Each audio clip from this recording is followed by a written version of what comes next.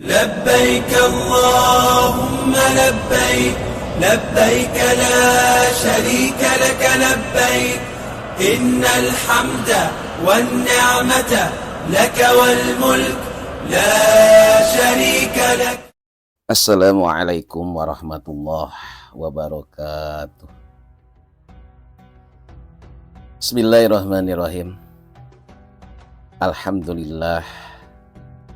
Alhamdulillahilladzi anzala sakinata fi qulubil mu'minin. Asyhadu an la ilaha illallah wahdahu la syarikalah. Al-malikul haqqul mubin. Wa asyhadu anna Muhammadan abduhu wa rasuluhu shadiqul wa'dil amin. Allahumma salli wa sallim ala sayyidina Muhammadin wa ala alihi wa ashabihi wa man tabi'ahum bi ihsanin ila yaumiddin, amma ba'du. Qala rabbi shrah li sadri wa yassir li amri wahlul 'uqdatam min lisani yafqahu qawli. Para pemirsa yang dirahmati Allah, dalam rangka mencari hikmah yang berjudul berkorban untuk berkurban. Kata korban dan kurban memang sebentuk dan seirama, namun tidak demikian dengan arti dan maknanya. Berkorban yaitu menyediakan kerelaan hati untuk memberikan sesuatu apa saja sesuai kemampuan, baik berupa materi seperti fisik, uang, hewan ternak, ataupun berupa mental dan perasaan seperti kasih sayang. Sedangkan berkurban berasal dari kata kurban, yang artinya mendekatkan diri kepada Allah. Karena kata kurban dan takurub berasal dari kata dasar itu koruba, yang secara bahasa berarti mendekati. Dalam konteks hari raya kurban, tentu tujuan utama dari setiap pengorbanan adalah untuk mendekatkan diri kepada Allah, sebagaimana yang dicontohkan oleh Nabi Ibrahim alaihissalam dengan mengorbankan putra kesayangannya Nabi Ismail alaihissalam. Dalam suasana Idul Adha seperti sekarang, umat Islam baru teringat kepada Nabi Ibrahim Khalilullah sebagai bapaknya para nabi. Kita yang teringat akan beliau belum tentu sempat merenungkan keagungan pengorbanan kedua nabi kekasih Allah tersebut, apalagi untuk berupaya mencontoh dan meneladaninya dengan mencoba mengorbankan apa-apa yang paling kita cintai dan sayang demi mendekatkan diri kepada Allah. Bahkan sebagian kita lebih banyak hanya terjebak ke dalam rutinitas ritual formal dalam acara seremonial hari raya kurban, seperti pembacaan takbir keliling, bersalam-salaman di pagi hari. Sementara mana yang paling esensi dari Idul Adha nyaris menjadi tidak tergali dan tidak terpahami. Padahal daging dan darah hewan-hewan kurban tidak akan pernah sampai kepada Allah. Sebab yang akan sampai adalah justru apa yang menjadi esensi dari perayaan Idul Adha, yaitu nilai ketakwaan dari setiap pelaku kurban. Sebagaimana Allah berfirman di dalam surat Al-Hajj ayat 37. A'udzu billahi minasyaitonir rajim. La yanalallaha luhumuha wala dima'uha walakin yanaluhu taqwa minkum. Yang artinya wallahu alam bil murad, daging-daging unta atau hewan kurban dan darahnya sekali-kali tidak akan mampu mencapai keridhaan Allah. Akan tetapi ketakwaan dari kamulah yang dapat mencapainya. Dalam keterangan tersebut jelas bahwa dalam Idul Adha kita tidak boleh terjebak kepada seremonialnya saja yang bersifat lahiriah semata, tetapi harus mampu menembus dimensi spiritualitasnya yang bersifat batiniah dan ruhaniah, yaitu nilai-nilai ketakwaan kepada Allah. Para pemirsa yang dirahmati Allah, sejenak mari kita bayangkan secara berandai-andai.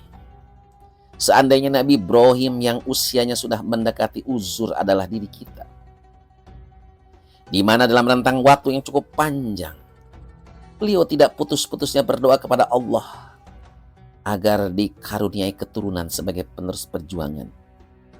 Dan demi setelah usia beliau sangat lanjut, barulah doa beliau dikabul oleh Allah dengan dikaruniai seorang putra yang diberi nama Ismail.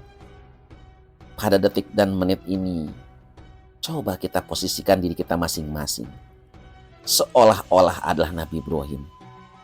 Tentu perasaan yang akan hadir dalam diri kita adalah rasa gembira yang meluap-luap, juga rasa cinta dan kasih sayang yang tiada tara terhadap putra belahan jiwa yang baru dilahirkan. Kemudian setelah usia si anak satu-satunya yang sedang lucu-lucunya dan sedang menjadi penyejuk mata, menjadi hiburan di kala duka, tiba-tiba Allah memerintahkan untuk menyembelih putra belahan jiwa si jantung hati. Maka bagaimana perasaan kita? Dan bisakah setiap diri kita menjadi seperti Nabi Ibrahim? Dengan sepenuh keikhlasan hati melaksanakan apa yang telah menjadi perintah Allah? Subhanallah, walhamdulillah, wala ilaha illallah, wallahu akbar. Dan bagaimana jika perintah tersebut dialamatkan kepada diri kita? Bisakah kita menerima dan melaksanakannya seperti Nabi Ibrahim?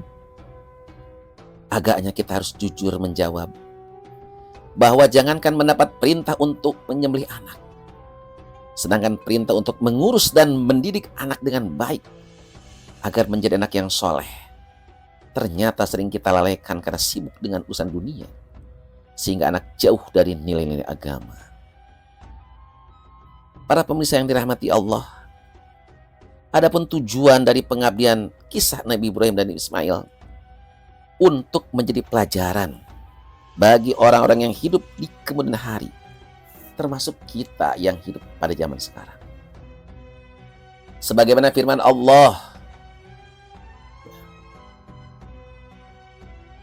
A'udzu billahi minasyaitonir rajim. Inna hadza lahuwal bala'ul mubin. Wa fadainahu bidzabhin 'azim. Wa tarakna 'alaihi fil akhirin. Yang artinya wallahu bil murad. Sesungguhnya kisah Ibrahim benar-benar suatu ujian nyata. Dan kami yaitu Allah tebus anak tersebut itu Ismail dengan seekor sembelihan yang besar. Dan kami, kata Allah, abadikan kisah terpuji Ibrahim untuk pelajaran bagi orang-orang yang akan datang kemudian. Berdasarkan ayat tersebut, apa-apa yang menjadi pelajaran itulah yang teramat penting untuk kita gali di setiap perayaan Idul Adha dari tahun ke tahun. Yaitu bagaimana caranya agar setiap diri kita mampu mengibrahimkan diri pada setiap segmen dan dinamika kehidupan, baik dalam kehidupan pribadi, rumah tangga, maupun kehidupan sosial dalam konteks berbangsa dan bernegara.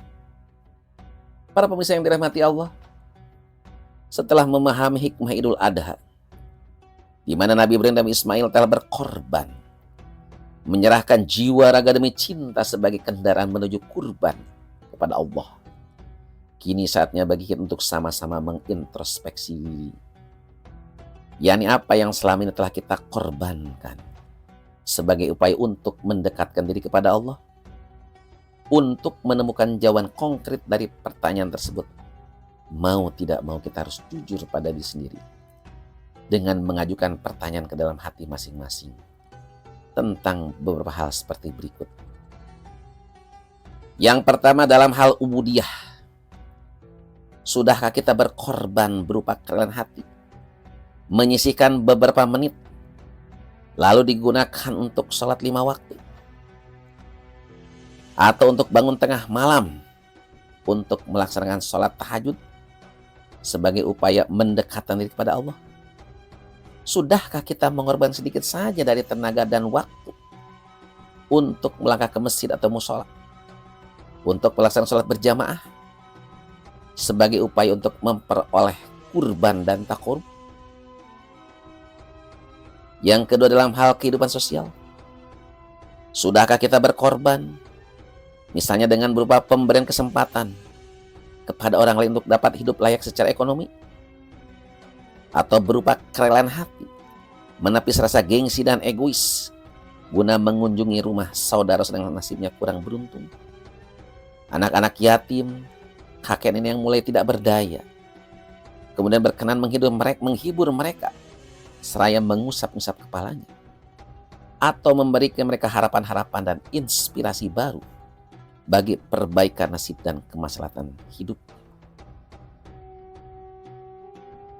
Baginda Nabi Muhammad SAW bersabda, la yu'minu ahadukum hatta yuhibba li akhihi ma yuhibbu li nafsihi.